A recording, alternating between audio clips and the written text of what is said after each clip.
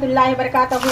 Hello, welcome to my channel అండి. ఈ ఉదయం లేచిన వెంటనే నేను టిఫిన్ చేశాను. ఫస్ట్ ఆఫ్ ఆల్ నేను పులిహోర చేశాను, ఆ తర్వాత ఉప్మా చేశాను, తర్వాత వైట్ రైస్ అయితే చేసేసాను పాప క్యారెట్ కోసము.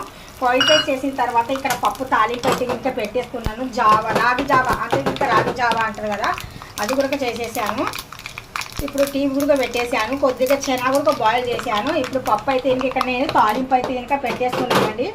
ఇలా చేస్తే ఇంకా బాగుంటుంది అనేసి మళ్ళీ నేను రివర్స్లో అయితే వేస్తున్నాను. పప్పు తాలింపు చూస్తున్నారు కదా, పప్పు గుమగుమలు ఆడిపోవల్ల అలాగైతే ఇంకా పప్పు టేస్ట్ అనేది అదిరిపోతుంది. ఇక్కడ ఉప్మా అయితే ఇంకా చేశానండి, జస్ట్ ఇప్పుడే చేశాను. ఉప్మా బాగా చేశాను, సూపర్ టేస్టీగా ఉంది. మార్నింగ్ ఇలాగ పనులు చేసుకుంటే చాలా హెల్తీగా ఉంటారు ఇంట్లో వాళ్ళు.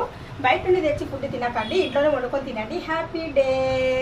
వేడి పప్పు అయితే తాలింపు పెట్టేశాను. వేడి ఉప్మా అయితే ఇక్కడ రెడీ అయిపోయింది. వెజిటేబుల్ వేసి కొద్దిగా చెనా వేసి నేను ఉప్మా అయితే రెడీ చేసేసాను. హెల్తీగా ఉంటుంది ఉప్మా అయితే. ఇంకా వేడిగా అయితే రైస్ అయితే కుక్ చేశాను పాప క్యారేజ్ కోసము. రాత్రి అయితే నేను బాదుషా కూడా వండాను. కొమ్ము శనగలు కొద్దిగా లైట్గా అయితే తీసుకుంటాను ఇంట్లో పిల్లలు అనేసి తీర్చాను.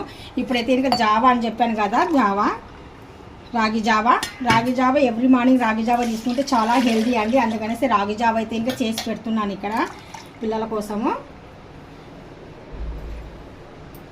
ఇంతే, టాటా, బై బై, సీ యూ, అల్లాహ్ హాఫీజ్.